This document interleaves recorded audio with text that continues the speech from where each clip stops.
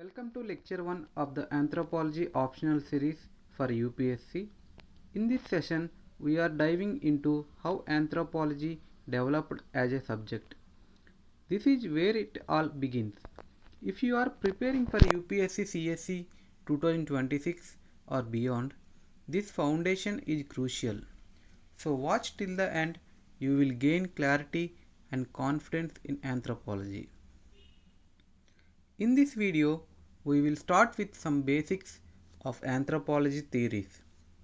Why do we start with anthropological theories and not physical anthropology? Because theories give us a timeline of how the subject evolved from ancient times to the present time. Also, we will know thinkers who developed the subject and how they developed. So every person with anthropology as optional must start with theories. I prepared from Upadhyay and Pandey book Anthropological Thought and used ChatGPT for missing concepts. So don't depend completely on my lectures. You have to utilize the book, my lectures, ChatGPT or any AI, and most importantly our syllabus and previous year questions. These will definitely secure better marks in anthropology. I already uploaded notes for this concept in our Telegram channel. You can check it. My humble request to everyone, feel free to comment your doubts and also share your thoughts about this lecture, whether it's understandable or if I should improve in any area. Don't worry, I truly appreciate your honest feedback. Let's study together and grow one step closer to becoming a civil servant. Okay, let's start our session. Anthropology comes from the Greek words anthropos meaning human and logos meaning study. So simply put, anthropology is the study of human beings, their biology, culture, language and past. But it is more than just that. It's holistic, comparative and based on field work. Do you know anthropology is not a subject from beginning? In the early days, anthropology was not a formal subject. Travelers, missionaries and colonial officers wrote about the exotic people they encountered. But in the 19th century, scholars like Taylor and Morgan began to systemize these observations into theories. Now comes to our main focus, which is what theories and about how many thinkers should we read. For that, our complete guide is our syllabus. Let's look at the syllabus first. Anthropological theories. Classical evolutionism, historical particularism, diffusionism, functionalism, structuralism, culture and personality, neo-evolutionism, cultural materialism, symbolic and interpretive theories, cognitive theories, postmodernism in anthropology. We have to prepare all these things properly because these are the base for all anthropology optional, and also if we master these theories we can easily understand the both anthropology papers. For this we need to go in structural way. No need to hurry, just step by step we have to study and also practice daily to remember till we selected as a civil servant. So prepare well. Now let's start our theories. Many historical personalities collected data about the places, creatures and most importantly about humans. In early times, people had no electronic devices and knew nothing about modern systems. Yet their curiosity led them to explore the world around them. One of the prominent traveler was Herodotus, a Greek traveler and philosopher.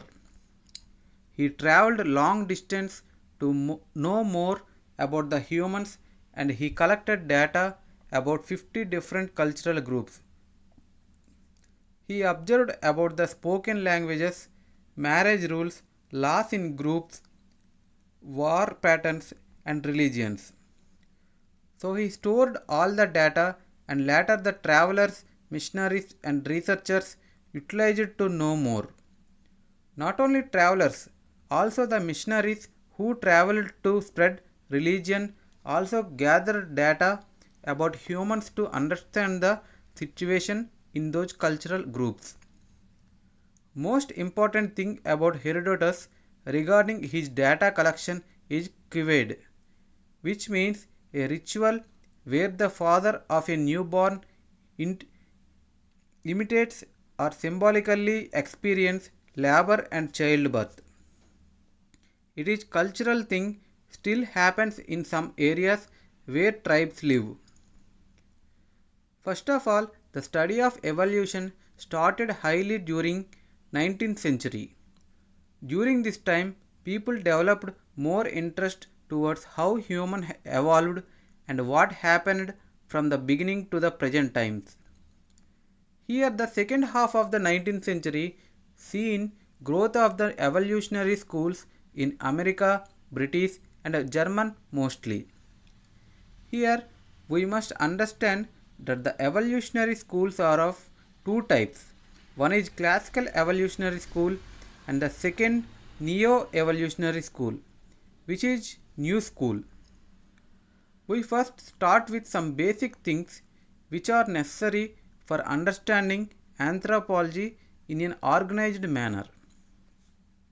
I think most people knew what is evolution in biology.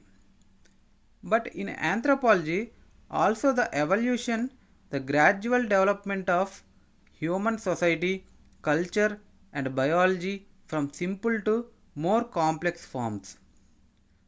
We study about cultural evolution, which means the process by which human ideas, beliefs, customs, and technologies slowly change and develop over time. It's how human culture grows and changes, like how early humans used stones, then learned farming, then built cities. Let's say we have three stages of evolution. First, savagery. Humans hunt animals for food, used stone tools, bow, and used fire. Second, barbarism.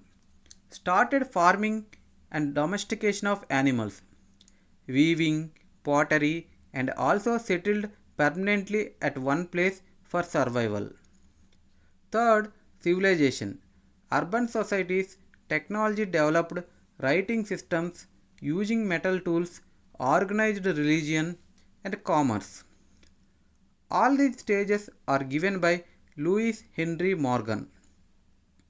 If you feel anything bored, just remember why you started your preparation. Then you automatically forget the bore and will be focused on the subject.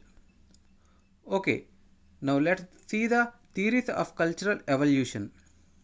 First, unilinear evolution, which is one path. In simple words, all societies develop in a single line, from simple to complex, like savage, barbarian, civilized. Example, early anthropologists like Taylor and Morgan believed all cultures follow the same fixed path of progress. And the second, multilinear evolution. Many paths, not only one path. In simple words, societies can develop in different ways based on their environment, history, and needs. Example, some societies may focus on farming, others on fishing. No single path fits all. Julian Stewart supported this idea. And the third, universal evolution, common patterns. Simple words, all cultures may go through similar stages but not in the same way or same order. Example, Leslie White believed cultures evolve as they use more energy like fire, steam, electricity, but not identically. That's it for this first lecture. Now that you understand how anthropology evolved and the types of cultural evolution, in the next lecture we will dive into classical evolutionism and the contributions of thinkers like Taylor, Morgan, and Fraser. Make sure to subscribe and turn on notifications so you don't miss lecture 2 on classical evolution.